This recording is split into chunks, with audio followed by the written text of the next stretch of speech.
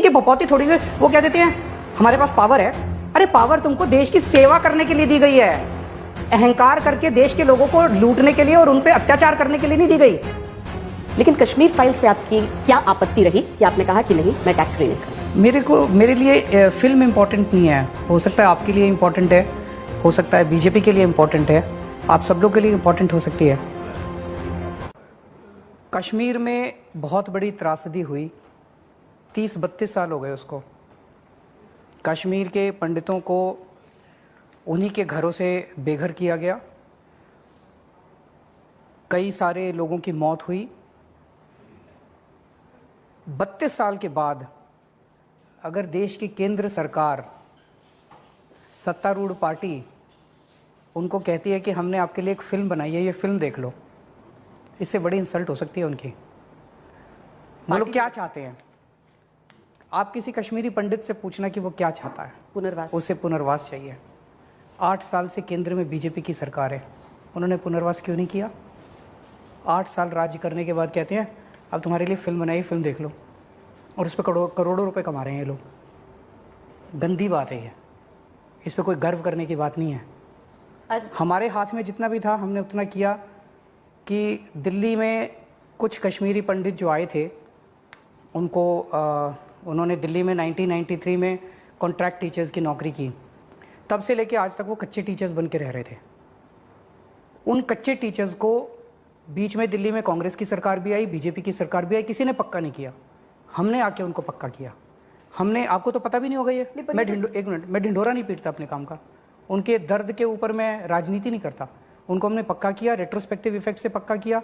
और वो लोग, तो केंद्र सरकार की जिम्मेदारी है कि उस पर राजनीति करने के बजाय, उस पर फिल्में बना के पैसे कमाने की बजाय उनका पुनर्वास किया जाए और सारे लोग मिलके करें। इसमें राजनीति नहीं होनी चाहिए, सारी पार्टियां, सारी सरकारें मिलके उनका पुनर्वास करते हैं। अरविंद जी, फिल्म की बात करते हैं, क्या अरविंद केजरीवाल को लगता है कश्मीर फाइल्स प्रोपेगेंडा फिल्म है?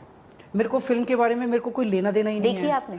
मैंने नहीं देखी, लेकिन मेरा कहना है कि इस वक्त कश्मीरी पंडितों को फिल्म नहीं चाहिए, पुनर्वास चाहिए। आइए मिलके, मैं हाथ बढ़ा रहा हूँ, आइए मिलके उनका पुनर्वास करते हैं, उनकी ज़िंदगी को बेहतर करते हैं, उनके अंदर जो टीस है अन्याय की उसको निकालते हैं। पर अरविंद जी, जो हुआ, जो दिल्ली असेंबली में हुआ, आपने जो स्टेटमेंट दिया था दिल्ली असेंबली में, बीजेपी कह रही है कि आपने मजाक उड़ाया, आप हंसे, जो पीछे आपके लोग बैठे थे वो हंसे कि आपने, हमें तो बीजेपी पे हंसी आ रही थी। बीजेपी नौटंकी कर रही है पूरे दिल्ली देश के अंदर। बीजेपी इस टाइम उनका पुनर्वास करने की बजाय जाके पिक्चर के पोस्टर चिपका रहे हैं, उनके सारे ऊपर से नीचे तक सारे कार्यकर्ता। ये काम है बीजेपी का, ये करने आए थे राजनीति, ये राजनीति करने आए थे। अंदर ही अंदर बीजेपी वाले भी दुखी हैं जिस तरह से उनका नेतृत्व उन लोगों का इस्तेमाल कर रहा है। बीजेपी वाले भी नहीं चाहते। कश्मीरी एक्टिविस्ट कह रहे हैं, कश्मीरी पंडित कह रहे हैं कि आप उन पे हंसे हैं। हाँ, कोई नहीं कह रहा, बीजेपी कह रही है। मैं 2 चीज़ें यहाँ पर रखना चाहती हूँ। एक तो जो आपने जो टीचर्स के यहाँ पर बात की है, वो तो हाईकोर्ट का भी ऑर्डर था। हमने हाईकोर्ट में जाके तुरंत हाँ कही थी।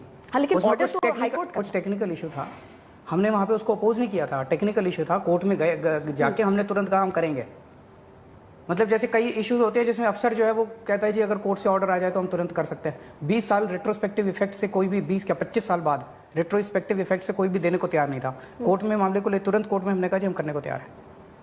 पर फिल्म के मुद्दे पर आप कह रहे हैं कि आपको इंटरेस्ट नहीं है उस चीज़ पर। मैं आपसे ये जानना चाहता हूँ, अगर आप कश्मीरी पंडित होती और 32 साल बाद, और आपका वहाँ से विस्थापन हुआ था, और 32 साल बाद केंद्र सरकार आपको आके कहती हमने आपके ऊपर एक फिल्म बनाई है, ये देख लीजिए। पर केंद्र सरकार ने थोड़ी बनाई है फिल्म। उन्होंने फिर वो प्रोपेगेंडा कि वो क्यों इसका प्रचार कर रहे हैं? कई बार तो आप सारे बीजेपी वाले, सारे बीजेपी वाले, हम मतलब कोई पिक्चर पसंद आती हो तो उसको कर देते हैं ट्वीट। बीजेपी वाले तो पूरी पार्टी लगी हुई है इस पिक्चर के ऊपर, आप सारे लोग लगे हुए हैं। आपसे भी मैं पूछना चाहता हूँ, क्या आप कश्मीरी पंडितों के साथ खड़े हैं? नहीं खड़े। आप लोग तो पिक्चर के साथ खड़े हैं। अरविंद जी, मैं तो यूक्रेन में मैंने फिल्म देखी नहीं है। 5 मिनट से मैं देखूंगी। अभी पिछले 5 मिनट से पिक्चर का जिक्र हो रहा है। जब कश्मीरी पंडितों का इंटरव्यू में कैसे कश्मीरी पंडितों का जिक्र नहीं हो रहा। आइए मिलके उनका पुनर्वास करते हैं, आइए मिलके उनको सहायता का हाथ बढ़ाते हैं, उनका हाथ पकड़ के उनको वापस कश्मीर लेके जाते हैं, उनका पुनर्वास करते हैं। पर अगर कोई हर्ट हुआ है तो आप उसको, उन कश्मीरी पंडितों को कुछ कहना चाहेंगे? उनको यही कहना चाहेंगे कि मुझे बेहद दुख है और मुझे बेहद तकलीफ है कि 32 सालों से आपके साथ अन्याय हुआ और किसी ने कुछ नहीं किया। मेरे हाथ में जितना था मैंने दिल्ली में किया। आज अगर हमारी केंद्र में सरकार होती मैं आपको यकीन दिलाता हूँ कि मैं आपके ऊपर फिल्म बनाने की बजाय आपका हाथ पकड़ के वापस कश्मीर में आपके घर छोड़ के आता। इस पे बस एक और आखिरी सवाल करेंगे अरविंद जी, और क्योंकि राज्यसभा में आज संजय सिंह जो आप ही के पार्टी के नेता हैं राज्यसभा में, 0R पे नोटिस दिया है कि कश्मीर फाइल्स को दूरदर्शन पे दिखाया जाए, यूट्यूब पे डाला जाए, जो आपने भी असेंबली में कहा। आप मानते हैं पार्टी का लाइन यही है कि यही होना चाहिए? क्यों नहीं होना चाहिए? उस फिल्म के ऊपर पैसे क्यों बनाए जाने चाहिए? उसको सबको दिखाओ। उसमें कश्मीरी पंडितों की त्रासदी मैंने तो खुद नहीं देखी, लेकिन जिन्होंने भी देखी वो बताते हैं उस त्रासदी को बड़े अच्छे से दर्शाया गया है। तो वो दिखाओ, सबको दिखाओ, फिर उस पर पैसे नहीं बनाने चाहिए यार, वो गंदी बात है। उसके प्रोसीड्स क्या कश्मीरी पंडितों को जाने चाहिए? बिल्कुल जैसे जाने चाहिए, क्योंकि आपने सही बात कही है, मैं समर्थन करता हूँ आपका कि जाने चाहिए। उस फिल्म के जो प्रोसीड्स हैं बता रहे हैं 200 करोड़ से ज्यादा कमाया गया है, वो 200 करोड़ से ज्यादा उनके पुनर्वास पे खर्च होना चाहिए, वो सारा पैसा उनके पुनर्वास पे खर्च होना चाहिए। अरविंद जी, आज एक और मुद्दे को लेकर बड़ी चर्चा है, वो ये कि जब तक अरविंद केजरीवाल दूसरे नेताओं को बोलते थे तब तक तो ठीक था, आज किसी ने उनके खिलाफ बोला है तो उस पर FIR दर्ज कर ली गई पंजाब में। किसने किसके खिलाफ बोला? तेजिंदर बग्गा पर। किसके क्या बोला उसने? किसके खिलाफ बोला? आप पर बोला था, उसके बाद पंजाब में केस हो गया है FIR। कौन है तेजिंदर बग्गा? FIR होनी चाहिए आपके खिलाफ बोलने पर। नहीं, बिल्कुल नहीं। कौन है तेजिंदर बग्गा? भारतीय जनता पार्टी के नेता हैं। मैं तो ना तेजिंदर बग्गा को जानता, बड़े ना पोस्टर लगाते हैं वो आपके खिलाफ दिल्ली भर में। वो तो सारी बीजेपी इस टाइम पोस्टर लगाने में लगी हुई है। कोई पिक्चरों के पोस्टर लगा रहा है, कोई केजरीवाल के पोस्टर लगा रहा है। पर FIR नहीं होनी चाहिए अगर कोई बोल रहा है, अभिव्यक्ति की आजादी होनी चाहिए। कल आदेश गुप्ता जी ने मेरे को कितनी गालियां दी हैं, कितनी गंदी गंदी गालियां दी हैं। गालियां उनको मुबारक, हम ऐसी राजनीति करने ही नहीं आए, गाली गलौज की राजनीति नहीं करने आए। ऐसे थोड़ी देश सुधरेगा एक दूसरे को गालियां देने से।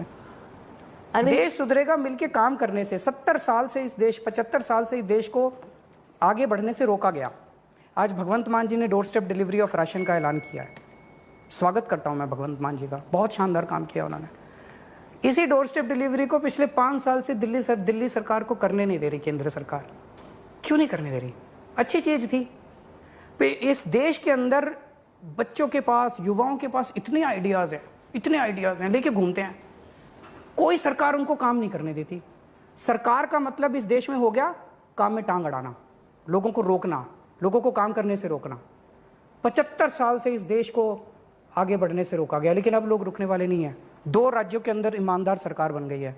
अब लोग खड़े होंगे और आगे बढ़ेंगे। ये डोर स्टेप डिलीवरी दिल्ली में नहीं होने देंगे, पंजाब में करेंगे, फिर पूरे देश में होगी डोर स्टेप डिलीवरी। उसको अपना मॉडल स्टेट बनाएंगे आप? पूरे देश को मॉडल बनाएंगे, आपके साथ मिलके बनाएंगे, सारे देश के साथ 130 करोड़ लोगों के साथ मिलके मॉडल देश बनाएंगे। अरविंद जी, आप अभी गुजरात एंटर कर रहे हैं, हिमाचल एंटर कर रहे हैं, चुनाव है वहाँ पर मैं उसी स्पीच के बारे में आऊँगी जो आपने दिल्ली विधानसभा में की थी, क्योंकि जो बहुत लोग आपको फॉलो कर रहे हैं बहुत टाइम से, 2013-2014, उन्होंने जम के वो स्पीच वायरल की कि ये विंटेज केजरीवाल हैं। बहुत दिनों के बाद ऐसी स्पीच सुनने को आई है, बहुत लोगों ने बोला। अब मैंने खुद रिसर्च किया है इस पर। पिछले 2 साल से अरविंद केजरीवाल ने नरेंद्र मोदी जी के खिलाफ डायरेक्टली उनका नाम लेते हुए कुछ नहीं बोला। आपने विधानसभा में उनको बोला कि नरेंद्र मोदी जी को एक फिल्मकार जो विवेक अग्निहोत्री है या एक फिल्म की शरण लेनी पड़ी। क्या ये बात है कि अरविंद केजरीवाल को गुजरात में जाना है तो मोदी पे तंज कसना है? नहीं, मैं उन पे क्यों तंज कसूंगा? मेरे प्रधानमंत्री हैं, वो देश के प्रधानमंत्री है वो, मैं उन पे क्यों तंज कसूंगा? मुद्दों की बात है।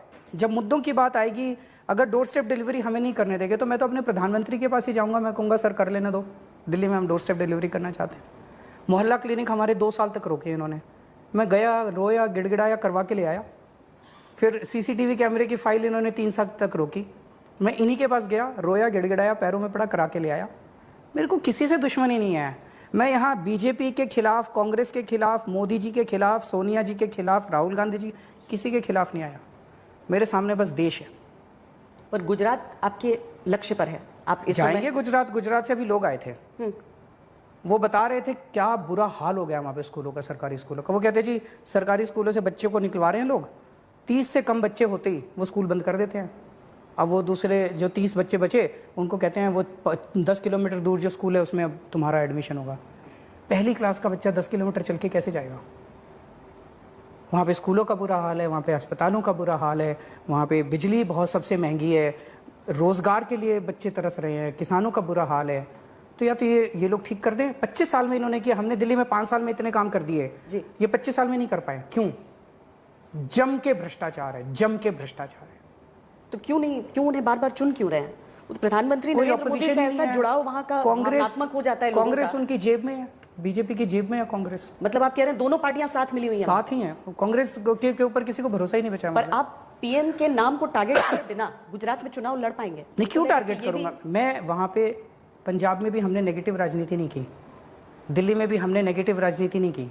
हम गाली गलौज नहीं करते, हम किसके खिलाफ नहीं बोलते, हम मुद्दों की बात करते हैं, हम देश की बात करते हैं। हमने पंजाब में गए, पंजाब की बात की, दिल्ली का चुनाव लड़ा, हमने दिल्ली की बात की। गुजरात में जाएंगे, गुजरात की बात करेंगे, गुजरात के लोगों की बात करेंगे, गुजरात के लोगों की बात करेंगे, गुजरात के मुद्दों की बात करेंगे। हम नेगेटिव क्यों बोलेंगे किसी के खिलाफ? आपने एक और बात की है, बहुत बार बोला है कि जो बीजेपी का हिंदुत्व है वो टॉक्सिक हिंदुत्व है, कम्युनल है बीजेपी। क्या अरविंद केजरीवाल जब गुजरात जाएंगे, जब हिमाचल जाएंगे, आपके प्राइमरी ऑपोजिशन मान लीजिए भारतीय जनता पार्टी होगी, क्या अरविंद केजरीवाल और आम आदमी पार्टी वो टॉक्सिक हिंदुत्व जो कहती है कि कम्युनल हिंदुत्व है बीजेपी का, उसको काउंटर करेगी? मेरी ना बीजेपी से कोई लड़ाई है, ना मेरी कांग्रेस से लड़ाई है।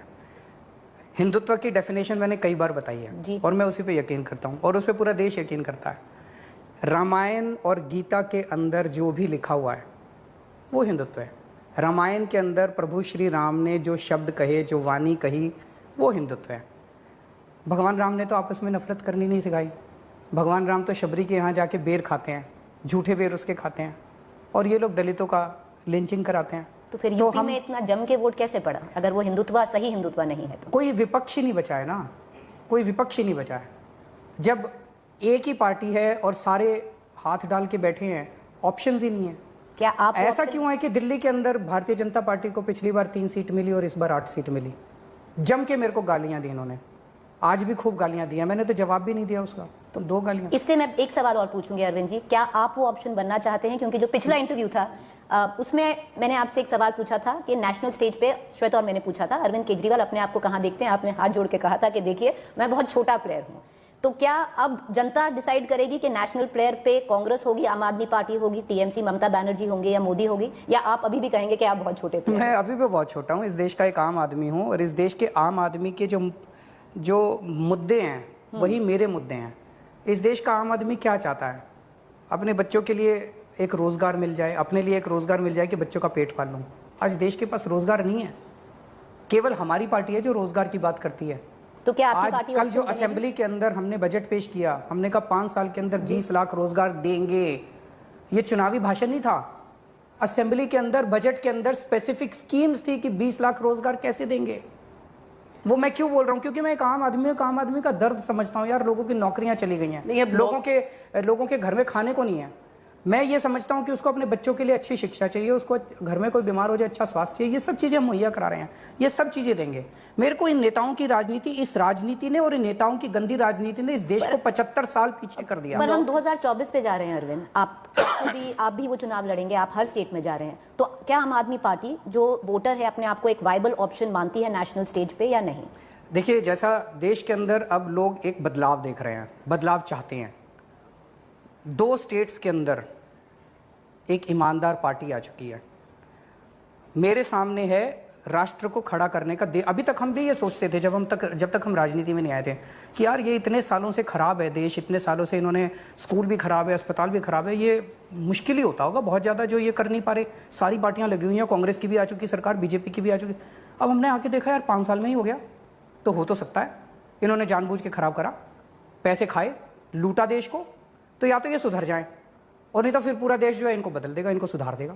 अच्छा, सवाल तो मेरे सामने देश है, 130 करोड़ लोगों का कोलिशन बनाएंगे। मेरे को ये नेशनल कोलिशन, इन पार्टियों के कोलिशन को में मेरा कोई इंटरेस्ट नहीं है। 130 करोड़ लोगों का कोलिशन बनाएंगे जिसमें सारे देश के डॉक्टर होंगे, इंजीनियर होंगे, किसान होंगे, इंडस्ट्रियलिस्ट होंगे, व्यापारी होंगे, इन सब का कोलिशन बना के देश को आगे बढ़ाएंगे। तो उसमें एक बहुत अहम पड़ाव हो जाएगा रोजगार का।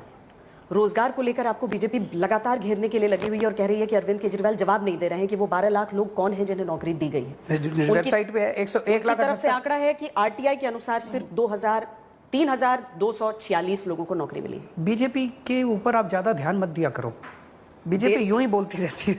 आप बीजेपी के ज्यादा प्रश्नों के तरफ ध्यान देते हैं। 5 राज्यों में से कितनी बीजेपी ने ले लिया, तो सवाल तो उनके आएंगे। देखिए अरविंद, एक मिनट, जनता दिल्ली में हमसे खुश है इतनी ज्यादा, इसीलिए 70 में से 62 सीट दे दी। अब पिछली बार 67 सीट दे दी, तो रोजगार दे ही रहे होंगे तभी दे रही है। और बिजली दे ही रहे होंगे। ऐसा नहीं हो रहा है, विकल्प नहीं है, इसीलिए हो सकता है दिल्ली में विकल्प नहीं हो रहा हो। तो लोगों आप के मानती हैं कि बीजेपी अब विकल्प नहीं बचा? नकार दिया लोगों ने तो विकल्प वाकई दिल्ली में नहीं बचे। मैं उसी के बारे में बात करूंगी, क्योंकि अरविंद जी आरटीआई को तो आप भी जानते हैं, हमसे ज्यादा जानते हैं। मुझे श्वेता, नहीं और पता, कई बार जो तो टेक्निकल जवाब होता है जी। वेब 10 मैं लाख बताती हूँ आपको। 10 लाख नौकरियां तो वेबसाइट पे आप दिल्ली सरकार का वेब पोर्टल जाके देख लो, रोजगार पोर्टल जो है, रोजगार पोर्टल पे जाके देख लो, हाथ 10 लाख दिए। 10 लाख है नौकरियां, वो प्राइवेट सेक्टर में आपके हैं। 1,78,000 सरकार में दी है, तो उसका भी सारा ब्यौरा कल मनीष जी ने रखा। 51,000 रुपए की पक्की नौकरियां DA-SSB के थ्रू दी है, 50,000 रुपए की दूसरे, सारा सेक्टर वाइज उन्होंने 1,78,000 का ब्यौरा कल पर असेंबली ये में जो रखा है। बीजेपी जो कोट कर रही है ये आरटीआई कोट कर रही है, तो आरटीआई में कई बार होता है, आप एक डिपार्टमेंट में करते हैं, वो सारा कंपाइल नहीं कर सकता 2019 का है, 2021 का है, 21 का है, और 2019 की 2 आरटीआई हैं जो बोल रही हैं कि 3,246 मनीष जॉब्स सिसोदिया ने असेंबली के अंदर स्टेटमेंट दिया है। जी। असेंबली के अंदर मंत्री के स्टेटमेंट की कुछ वक्त होती है, वो झूठ नहीं दिया जाता, वो एक जेन्युइन डेटा होता है, वो भी सरकार से आता है, नीचे से आता है डेटा। जो बजट स्पीच है वो नीचे से ही आती है सारी, सारे अफसरों की पूरे राज्य की कंपाइल होके आती है। तो आप इतना ज्यादा बीजेपी पे भरोसा मत किया RTI पढ़ रहे कीजिए। हैं, आरटीआई में कुछ गड़बड़ होगी, पता नहीं, मैंने तो देखी नहीं क्या आरटीआई भी कह के पता नहीं सच बोलते हैं झूठ बोलते हैं। अच्छा ये बताइए कि अब तो पंजाब जीत लिया आपने, दिल्ली के पोल्यूशन की समस्या सुलझ जाएगी अब? कोशिश करेंगे, उसके ऊपर बातचीत चल रही है और समाधान निकालने की कोशिश कर रहे हैं। मैं समझता हूं कि जल्द कुछ ना कुछ करेंगे, क्योंकि यही से मैं सहमत हूं आपसे, मैं सहमत हूं, मैं अपनी जिम्मेदारी से भाग नहीं रहा हूं। हम दोनों सरकारें मिलके इसके ऊपर काम कर रहे हैं और फौरन शुरू हो गया, यानी कि हम इस साल में ही कोई काम परिवर्तन शुरू देख हो सकते गया, हैं। काम शुरू हो गया। मैं उम्मीद करता हूं कि इस साल भी अच्छे रिजल्ट्स आने चाहिए और जी। मे भी अगले साल तक तो काफी तो सुधार अरविंद हो जाएगा। केजरीवाल जो दिल्ली के सीएम है, भगवंत मान जो पंजाब के सीएम है, दोनों अपना पक्ष कैसे रखेंगे जब पराली का मुद्दा आता है? हम काम करेंगे ना। अब क्यों ये शुभ बोलिए, आप कहिए कि भगवान से प्रार्थना है कि सॉल्व हो जाएगी। कोई एक्शन प्लान है अभी जल्दी अनाउंस करने वाले हैं। करने वाले हैं? तो आपका भी उसी तरीके का प्लान, यानी कि एक तरह कांग्रेस को क्रिटिसाइज इस बात के लिए किया जाता है कि एक जगह हार जाते हैं अगर, तो उसके बाद वो छोड़ देते हैं पूरी तरीके से, लेकिन अरविंद केजरीवाल सीधे गुजरात पर निशाना लेकर वो वहां पर जाना शुरू करने वाले हैं, यानी काम और चुनावी काम दोनों साथ साथ चलेगा। बिल्कुल चलेगा। लेकिन फिर भी अपने आप को आप वही छोटा आदमी कहेंगे कि नहीं, मैं अभी वर्सेस के विकल्प में नहीं हूं। आप विकल्प दिल्ली के अंदर और पंजाब के अंदर जो हुआ वो इस देश के एक छोटे आदमी ने ही किया है। 10 साल पहले मैं क्या था आप जानते थे? आपने सुना था अरविंद केजरीवाल का नाम? नहीं सुना था। एक आम आदमी हूँ, एक आम आदमी पे जनता ने भरोसा किया, और चूंकि मैं एक आम आदमी हूँ, लोगों की समस्याओं को समझता हूँ, इसीलिए लोगों की समस्याओं के ऊपर काम किया। 75 साल के अंदर आप तो इतने अच्छे पत्रकार हैं, इतने सीनियर पत्रकार हैं, मेरे को बता दीजिए एक चुनाव के अंदर एक भी पार्टी ने कभी ये कहा हो कि तुम्हारे स्कूल बनवाऊंगा इसलिए वोट दे दो? कभी कहा है? तुम्हारे अस्पताल बनवाऊंगा इसलिए वोट दे दो? या ये कहो दिल्ली में स्कूल अस्पताल अच्छे कर दिए, आके देखो। पंजाब के अंदर मैंने जाके कहा था कि दिल्ली में किसी को भी फ़ोन कर लेना, केजरीवाल कैसा काम कर रहा है, और अगर वो कह दे अच्छा काम नहीं कर रहा तो वोट मत देना। कोई कह सकता है ऐसे? अच्छा, सुनिए, ये बदलाव इस देश का आम आदमी कर सकता है, नेता नहीं कर सकते। नेताओं ने बर्बाद कर दिया देश को, इन पार्टियों ने बर्बाद कर दिया देश को, लूट लिया देश को, आगे नहीं बढ़ने दिया देश को, रोका इस देश को। अब नहीं रुकेगा देश, अब आम आदमी ने बागडोर संभाल ली है। जो चंडीगढ़ वाले मुद्दे को लेकर आप लोग नाराज क्यों हो रहे हैं कि केंद्रीय कर्मचारी उन्हें, जो मुझे बताया गया है कि शायद 60% एम्प्लॉयज़ जो हैं चंडीगढ़ के वो पंजाब सरकार से आते हैं, 40% हरियाणा सरकार से आते हैं। उनके ऊपर पंजाब सरकार के ही नियम कायदे लागू होते हैं। अब ये केंद्र सरकार ने कल पता नहीं क्यों घोषणा किया कि उसके ऊपर ये लागू होगा, केंद्र सरकार के कायदे लागू होंगे। आपको लगता है वो कंट्रोल कर लेंगे इसके जरिए? मतलब क्या ज़रूरत है इसकी? 0 सीट पाने के बाद आप पंजाब में हस्तक्षेप करने की क्या आपकी मॉरल अथॉरिटी है? वो कह रहे हैं यूनियन टेरिटरी है। हाँ, तो यूनियन टेरिटरी है तो इसका मतलब किसी की बपौती थोड़ी है यार, हमारे देश की है। यूनियन टेरिटरी है तो बीजेपी की है, ये क्या बात हुई? हमारे देश की है यार, हम हैं इस देश के लोग। केंद्र शासित तो क्या हुआ? केंद्र हमारा है, इस देश के लोगों का है, किसी की बपौती थोड़ी। वो कह देते हैं हमारे पास पावर है। अरे पावर तुमको देश की सेवा करने के लिए दी गई है, अहंकार करके देश के लोगों को लूटने के लिए और उन पे अत्याचार करने के लिए नहीं दी गई। कोई लॉजिक तो होगा कुछ भी करने का। दिल्ली में चुनाव टाल दिया इन लोगों ने, पावर है जी हमारे पास। अरे ये क्या पावर हो गई यार? आज भी कूड़े के पहाड़ में आग लगी पड़ी है वहां पे।